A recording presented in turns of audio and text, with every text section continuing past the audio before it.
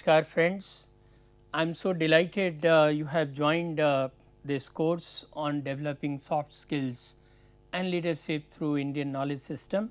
Well, let me tell you a little bit about the genesis of this course. Friends, I have been teaching soft skills for so many years to BTech students at IIT Roorkee. Each time I talked about soft skills course, I brought lot of knowledge from my own background as an Indian, and I found that Indian scriptures in particular have a storehouse of soft skills, and it would really do a world of good to all of us the learners if we harness that knowledge. In fact, many a time I realized that the Indian knowledge system provides a very profound understanding of soft skills, which of course complements our understanding of it as a western development so well. So, keeping that in mind, I thought of conceptualizing this course, and now this course is prepared and is being submitted for your kind knowledge and kind perusal. So, developing soft skills and leadership through Indian knowledge system is an attempt to look at soft skills and the different facets of it using the Indian knowledge system and harnessing the rich cultural dividend out of it. So, I am here with the first lecture, which is an introductory lecture, and in this lecture I am going to talk about understanding soft skills, meaning, scope and relevance. Although many of you are familiar with this term, it is important for us again to look at it and understand it. What do we really mean by soft skills? While it is much in use of late, sometimes it poses some kind of understanding challenges to us as well, as everything and anything is declared as a soft skill and leaves us confused and perplexed. So, let me begin by citing a classic case in Indian knowledge system that builds a very strong foundation for our understanding and discussion on soft skills. So, it is a case of Vidur. Yes friends, you rightly guessed it, Vidur was one of the better known characters in the epic Mahabharata. So, in the royal court of Hastinapur, we encountered several highly skilled and knowledgeable figures. In fact, it is a galaxy of such individuals, and great warriors, accomplished teachers, experienced statesmen, they all are there in that royal court. Among them is Vidur, who is known not for his military strength or royal authority, but for his clarity of thought, ethical insight and balanced judgment. So, we find that Vidur is different. He is neither a great warrior nor an accomplished teacher or a statesman, but still he is one of the most sought after persons in the royal court. Why? Because he possesses certain qualities that distinguish him as one of the most influential figures. For instance, his clarity of thought, his ethical insight and his balanced judgment. As tensions between Kauravas and the Pandavas intensify, Vidur repeatedly advises the king Dhritarashtra. His counsel is always measured and composed, grounded in dharma and expressed with restraint. He speaks truthfully without bearing any kind of harshness, and he uses words of caution, but never ever sounds disrespectful or humiliating to anybody. Yes. So, we find that despite, again the question arises, if Vidur is so wise and if his counsel is so pertinent, why Dhritarashtra does not act upon that? Well, there are reasons behind that, because these are two different personalities with two different understandings of the situation. So, despite recognizing his wisdom, Dhritarashtra fails to act upon them. Why? Because his decisions are shaped by the attachment, fear and the influence of others who appeal more strongly to his emotions than to his judgment. And this itself tells us about the effectiveness and need for effective soft skills. It is not only about communicating effectively, rather it is the sum total of all the action that you take. So, we find that while Vidur is an eloquent speaker, he effectively communicates the ill effects of war to Dhritarashtra. Still Dhritarashtra, being too emotional, too attached to his son, fails to see it in the right perspective. So, well, why does the responsibility of guiding the king fall upon Vidur, who is, as I said, neither a great warrior nor a statesman nor a very wise priest? Why does the responsibility fall upon his shoulders and not upon anybody else who commands greater authority or expertise? Well, what does this suggest about the kind of qualities that are required for such a role? Obviously, Vidur scores over others as his soft skills are superior to that of others. Vidur is significant not because he possesses greater technical knowledge than others in the court, but because he exemplifies a particular mode of thinking and conduct. He demonstrates, as I said, clarity without aggression, ethical judgment without rigidity and communication without coercion. Now, friends, all these qualities are qualities of soft skills, and in other words we can say that Vidur represents a form of human capability that is not reducible to knowledge or power, but is expressed through disposition, restraint and relational intelligence. Now, this leads us to the understanding of soft skills, which I will come to later, a little later.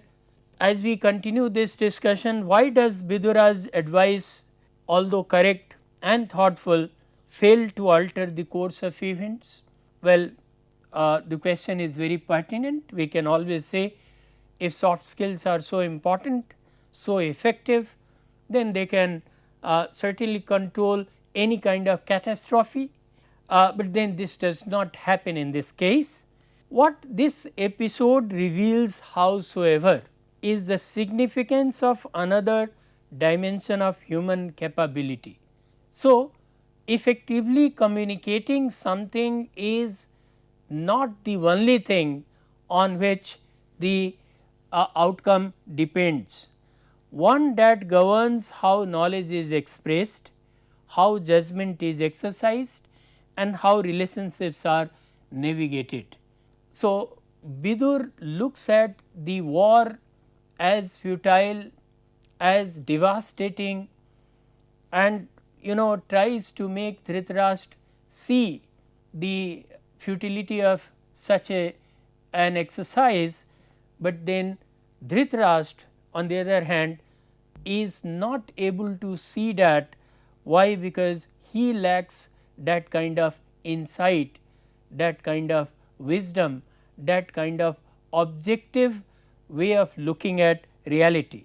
These capacities which we have just talked about, the capacities that have made Vidur one of the key figures in Hastinapur, they are not technical capabilities, yet they profoundly influence the outcomes. So, it is this domain that we today refer to as soft skills. So, soft skills in fact are people skills, the skills that help us in proper implementation of our plans, in making proper judgment and diplomacy and what not. So, when we talk about a world which has such complexities, where making a decision is very difficult and sensitive, possessing superior soft skills always enables us to take a decision that is mostly the most suitable one in a given situation.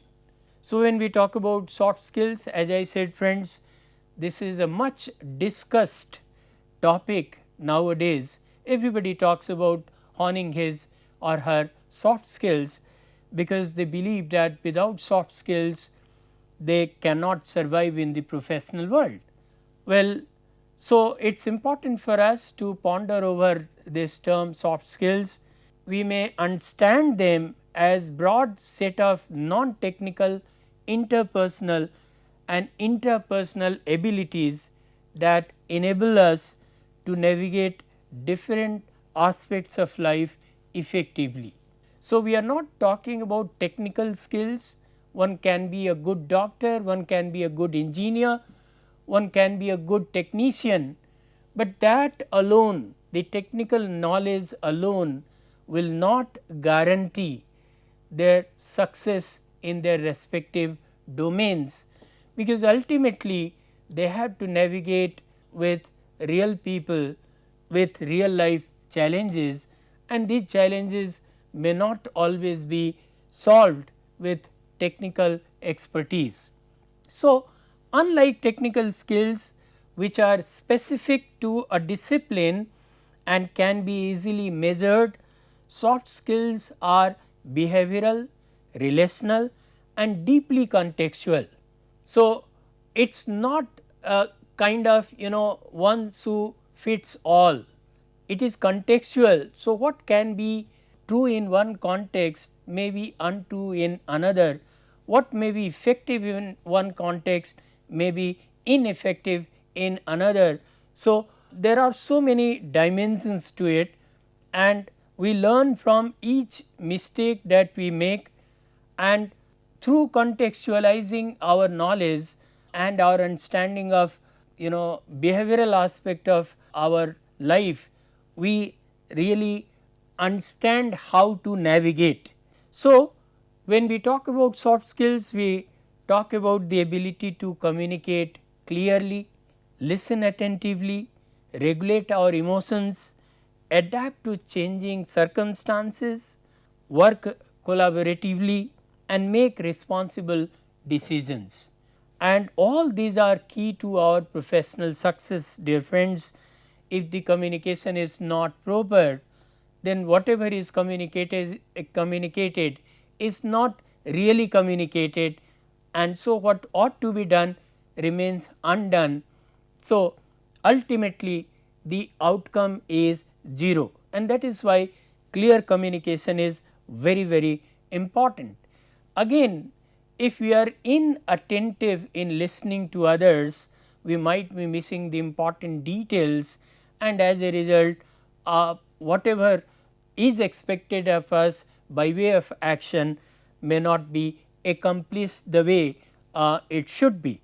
Likewise, in our relationships mostly we find that whenever we react emotionally, there are problems.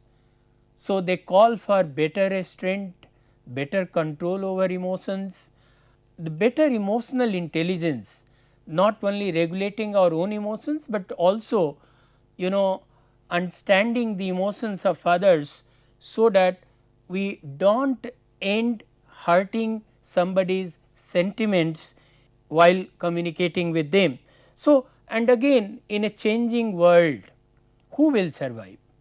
Well, we often hear people say change is the only continuum, change is the only reality. So, in a world which is fast changing, who will survive? Only those people will survive who have adaptability ability, who can adapt to the changes and can change accordingly. So, this change adaptability is also one of the key aspects of soft skills. And again, decision making is a very important aspect of any professional career, and whatever you do, you have to take some critical and crucial decisions. Now, if you do not know how to take responsible decisions and take wrong decisions, that will not only spoil your career, but it will also spoil the organization in which you have been working. And that is why, friends, as I said, you might have excellent hard skills or technical skills, but without possessing solid soft skills, man management, resource management, people management, relationship management, emotions management, probably you may not be able to succeed in the real life scenario. So, but then many people tend to think that these are peripheral abilities and can be ignored. Let me tell you, friends, these are not peripheral abilities, rather they are much more important than many of your technical skills. Well, they form the underlying structure of all human interaction, shaping how knowledge is expressed, how relationships are built, and how actions are carried out. And that is why, friends, soft skills are very, very important. When we make a comparison, between soft skills and hard skills and try to make a functional distinction between them, we can roughly say that hard skills refer to all those technical competencies that are specific, measurable and task oriented, while soft skills by contrast are transferable across contexts and shape how knowledge is applied. So, while hard skills may be kind of a help to solve a problem, soft skills might determine how effectively the solution is communicated, implemented and received. Let us say you are invited as an engineer to solve a technical problem. Now, you looked at the problem, studied it and solved it, but then the same was not effectively communicated to people who matter. Now, people did not exactly know whether the problem has been solved or it has been compounded. There comes the role of soft skills. Your ability to solve the problem certainly shows your hard skills, but then your ability to communicate that to all those people who are concerned with that problem, those who have to take future course of action, that is equally important. Unless you communicate it effectively and clearly, people might not know that the problem has been solved and they have to go ahead with their production or running of the machine. So, that is why hard skills and soft skills both are very important. So, certain abilities such as communication is a specialized field, leadership in technical roles or problem solving in collaborative settings, they combine both technical knowledge and interpersonal competence, because you are not acting as an individual, rather you are acting with other individuals as well. So, you have to communicate with them, you have to share your knowledge with them and also benefit from their expertise and their knowledge. So, there we will find that we combine both hard skills and soft skills simultaneously. For instance, effective communication in medicine, law or academia requires not only clarity of expression, which is a soft skill, but also domain specific knowledge, which is a hard skill. A doctor who talks very sweetly, but does not know his profession will certainly not be desirable, but we will certainly believe that a doctor who is both good doctor and has sound knowledge of his domain, and at the same time communicates very effectively and is, pleasant to talk to, that doctor certainly will be more desirable compared to the one who knows his subject, but does not know how to talk to people. So, the distinction is not hierarchical, which one is, superior, which one is inferior. We will not indulge into that question, because that will be foolish and limiting. We have already made that mistake. Many a time we say that computer science is superior, human sciences are inferior. No, we need to understand that this wonderful world needs both the computer science and the human sciences and other sciences and other arts as well. So, well, I use the term soft skills versus hard skills. So, that gives us an impression that they are always pitched against each other, but no, that is not true. They are complementary, because both of them are necessary for any kind of meaningful performance in our professional life. So, in practice, the absence of soft skills often limits the impact of even highly developed technical expertise. As I said, the doctor who knows his subject, but does not know how to communicate it to his clients or his patients, well, will not be desirable compared to a doctor who knows both his subject and has better soft skills. So, soft skills and contemporary world, when we talk about, as I said, soft skills is much talked about, overhyped also, sometimes we call it overhyped concept in the contemporary world. But friends, whatever may be our perception, we need to understand that soft skills are really important if we have to survive, if we have to be productive, if we have to lead this world to some kind of meaningful progression. So, in the contemporary world, the importance of soft skills has expanded significantly due to profound transformations in the nature of work and society.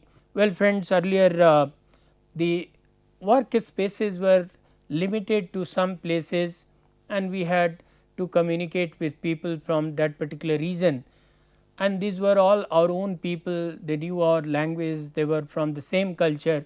So, the chances of, misunderstanding or challenges of communication were less.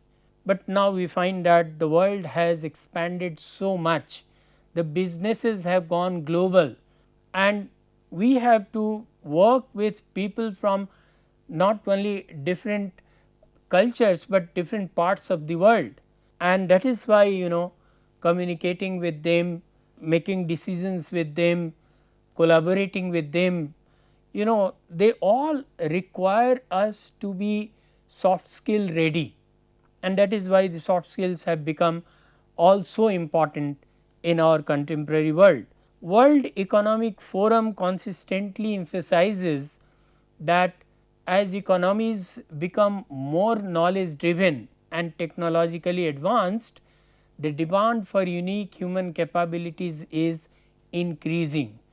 Routine and repetitive tasks are increasingly automated, while roles that require judgment, creativity, collaboration and emotional intelligence are becoming more central. So, friends, we always talk a lot about AI, that is another technological revolution that has taken the world by storm. And one of the things that people often discuss is that if AI comes in a big way, will that finish all our jobs? The answer is clear no. It says that AI can take the routine work, but the humans have capability to grow, to show more creativity. So, wherever creativity is required or judgment is required or collaboration is required or emotional intelligence is required, the humans with these capabilities will always be required, and that is why friends soft skills have become so crucial now. Klaus Schwab notes in the context of the fourth industrial revolution, and he was the person behind this World Economic Forum, which he had established in 1971.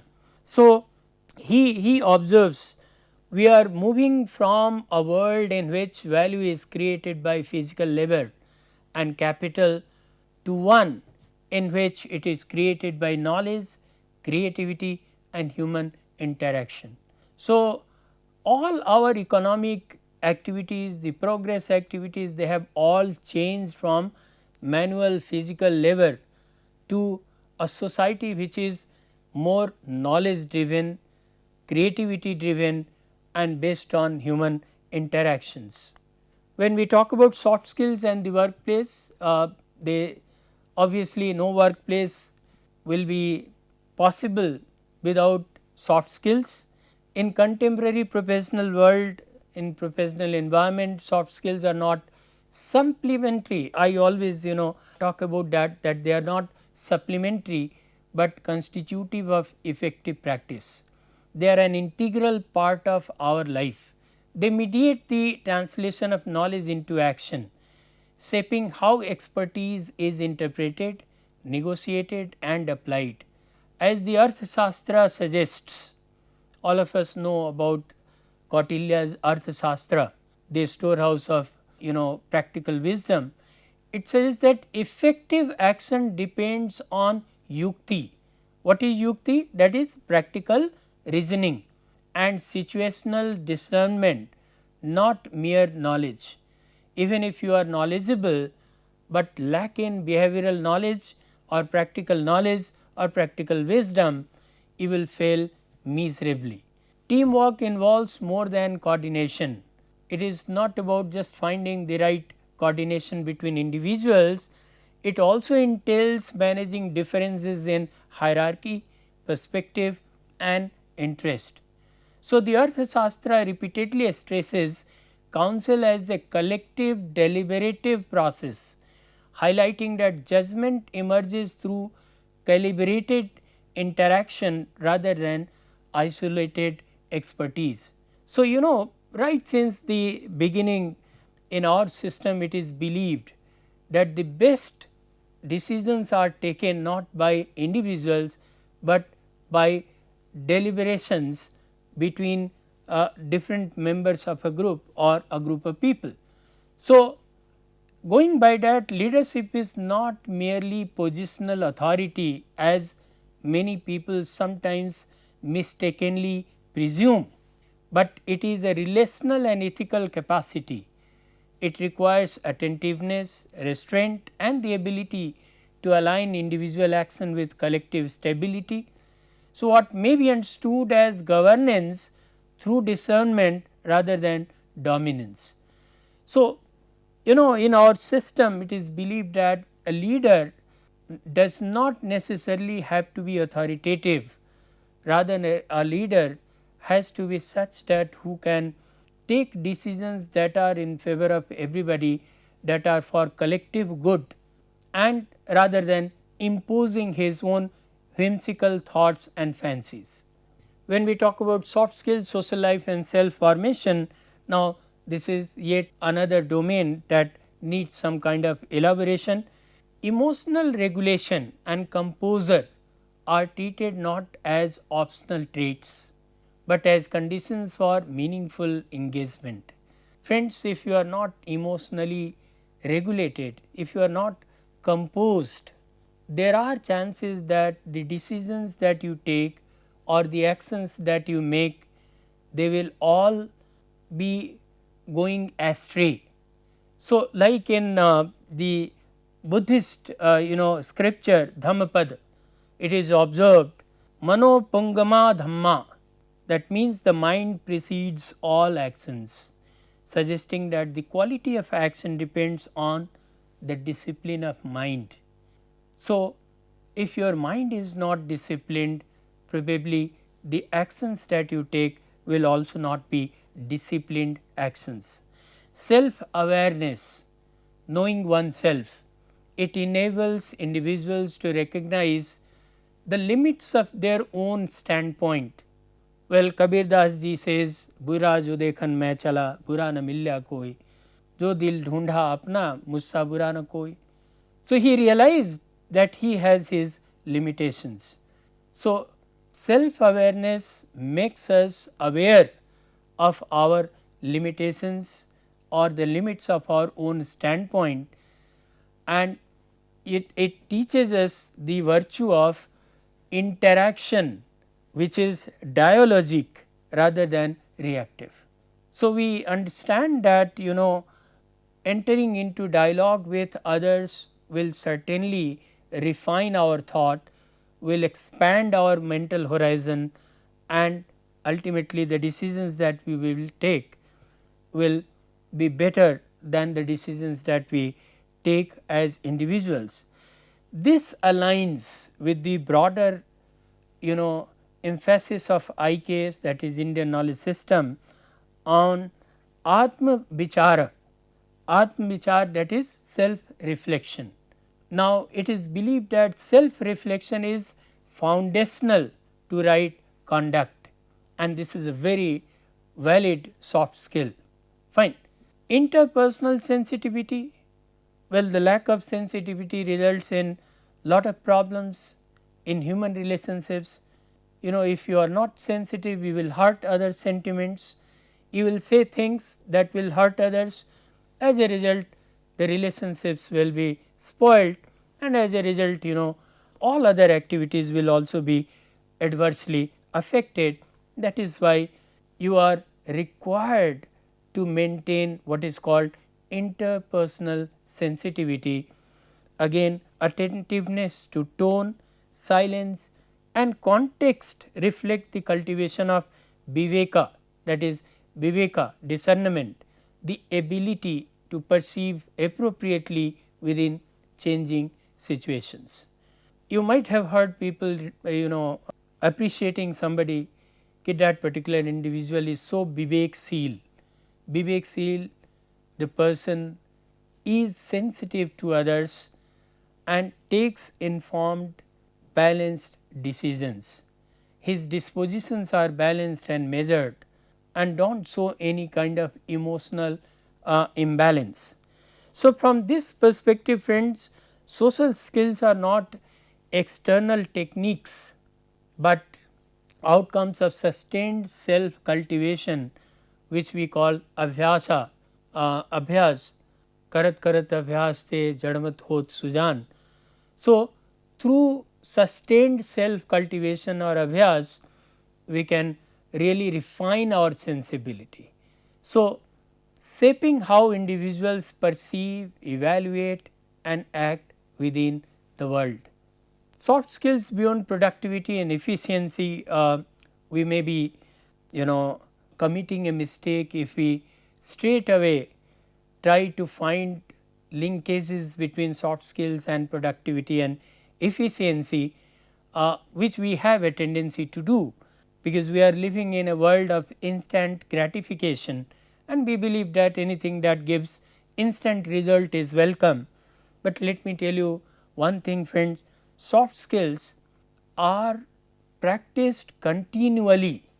They make you self sustaining.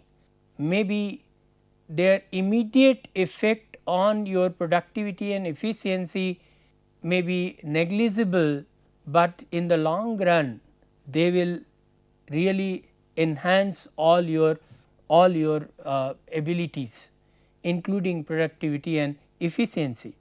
So, soft skills are not merely tools that can be externally applied, they are rooted in the ways individuals perceive, interpret and respond to the world. So, as Pierre Bourdieu suggests through his concept of habitus, human action emerges from deeply internalized dispositions shaped by experience and social context. So, it is not that we act just like that, our actions always have influence and effect of everything that we have experienced in our life, our social background, the social context and everything. So, it is the sum total of what we have learned. The I quote, "The habitus is a system of durable transposable dispositions which, integrating past experiences, functions at every moment as a matrix of perceptions, appreciations and actions." So, individual actions do not happen just by chance, rather they are shaped by everything that we have gone through, all the experiences that we have gathered, our upbringing, our social exposure and everything. So, the way we speak, we listen, we respond, it is not simply a learned technique, but an expression of a cultivated or conditioned mode of being, and that is why it goes deeper than we perceive it to be. It reminds us that soft skills cannot be fully understood in isolation from the broader processes of socialization and self formation. It is much more than that. So, Daniel Goleman observes in his work Emotional Intelligence, and I quote, "In a very real sense we have two minds, one that thinks and one that feels, and it is the integration of this that determines effective action." So, that is why if you want to be a composite individual, you do not have to be a man of thinking, but also a feeling man. So, feeling and thinking, the rational part of yours and the emotional part of yours, they both have to combine to really make you desirable in this world. So, soft skills operate precisely in this space of integration between cognition and emotion, intention and expression. So, what you intend, if you fail to express that, the others will not understand that really. What is there in your cognition and does not show in your emotion, certainly will not really travel to other people or the intended subject. So, they include not only communication and teamwork, but also self awareness, emotional regulation, ethical judgment and the capacity to respond appropriately to complex situations. So, friends, as I said, the soft skills are not limited to one skill, for instance communication skill, or two skills, for instance communication and teamwork, but rather they encompass a wide array of skills that make your life possible, effective in complex cultural, social, professional setups. So, in a way we can say that soft skills are social performances. Here I quote an instance from Erwin Goffman from his presentation of self in everyday life, where he develops a dramatical mode of social interaction. He argues that everyday life is structured like a theatrical performance. So, he says that individuals act as performers who present themselves before an audience, carefully managing impressions to sustain a desired social identity. So, we are all performing different roles, and based on our goals we are trying to put the best foot forward, but simultaneously we are also maintaining other selves, and that is why he says that this stage is divided into two, the front stage and the back stage, where at the front stage we are always trying to present our best, at the back stage we are preparing for that. So, he says that when an individual appears before others, he will have many motives for trying to control the impression they receive of the situation, and that is why they are presenting the best possible self of theirs. Notably, what Goffman says is, there is nothing like a stable inner self, rather identity is interactionally produced and context dependent.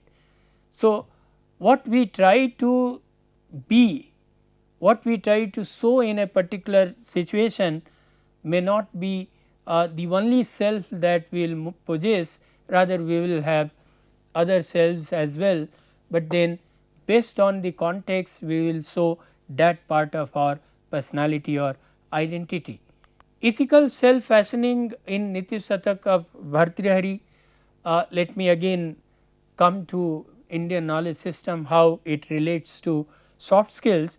The Niti Satak is one of the 3 Satakas that have been written by Bhartrihari, and they are wonderful when it comes to governing principles of human conduct. In that he presents a nuanced account of human conduct through aphoristic verses. These are very pithy packed small verses, and they foreground ethical discipline, wise speech and social discernment as the foundations of a refined personality. Bhartrihari repeatedly emphasizes that vak, speech, sangha, that is association, and indriya nigrah, that is self control, they shape both individual character and social perception. So, they are all very important, vak, shang and indriya nigrah.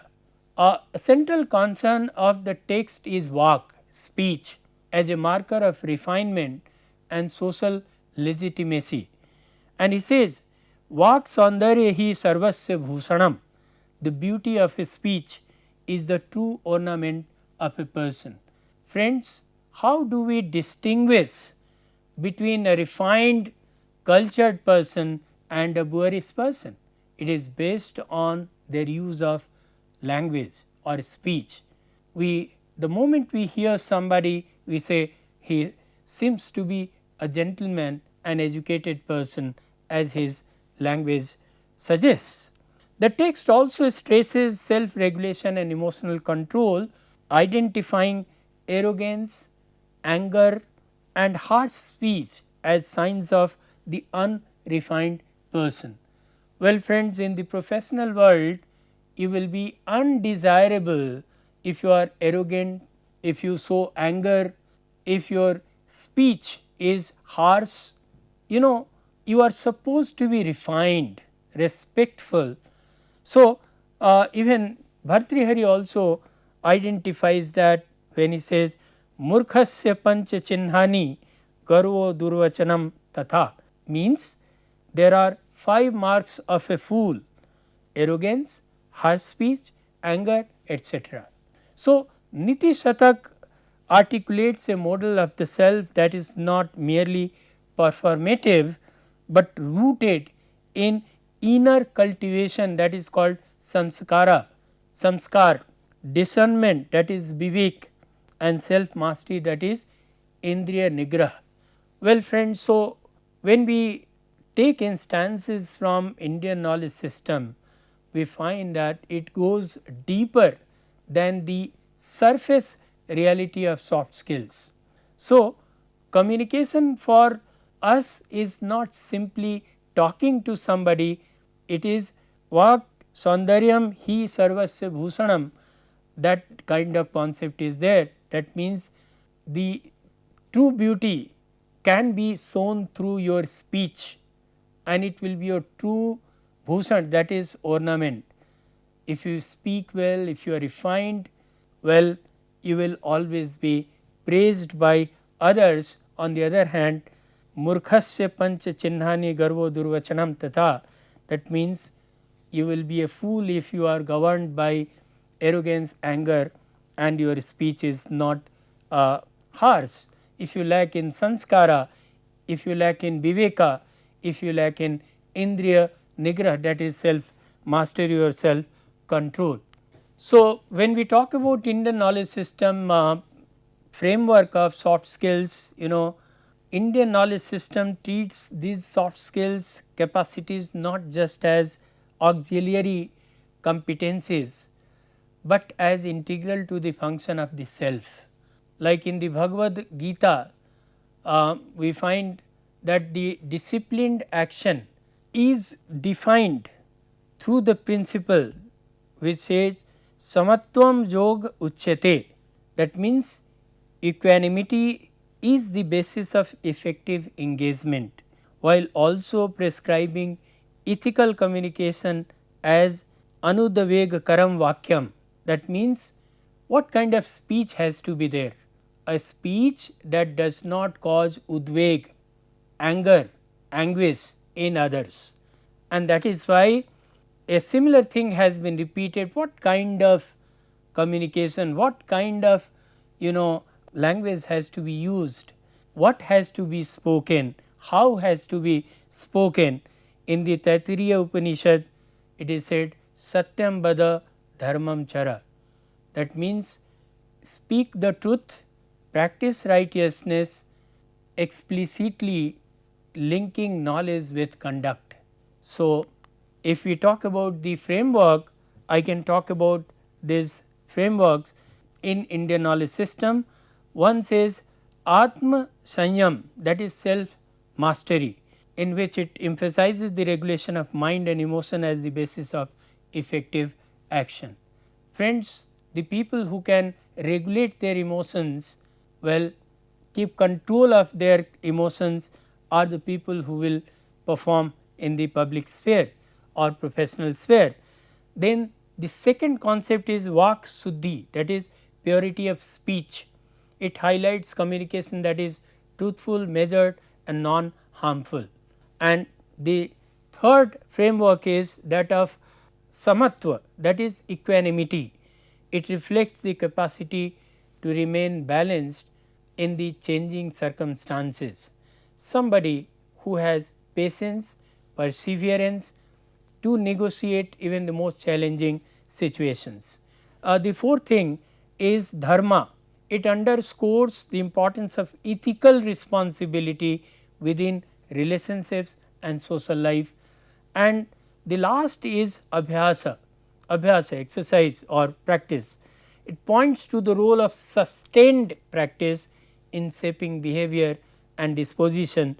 So, friends, together these concepts present soft skills not as external techniques as we find in most of the contemporary literature on soft skills, they look very superficial. Together these concepts present soft skills not as external techniques, but as expressions of cultivated ways of thinking, speaking and acting. These formulations suggest that what contemporary discourse terms soft skills, emotional regulation, ethical judgment, relational sensitivity, they are all embedded within a broader civilizational emphasis on self cultivation and social harmony. So, these are the references, friends. Thank you very much. Stay tuned for the next class. Do join me. Thank you very much.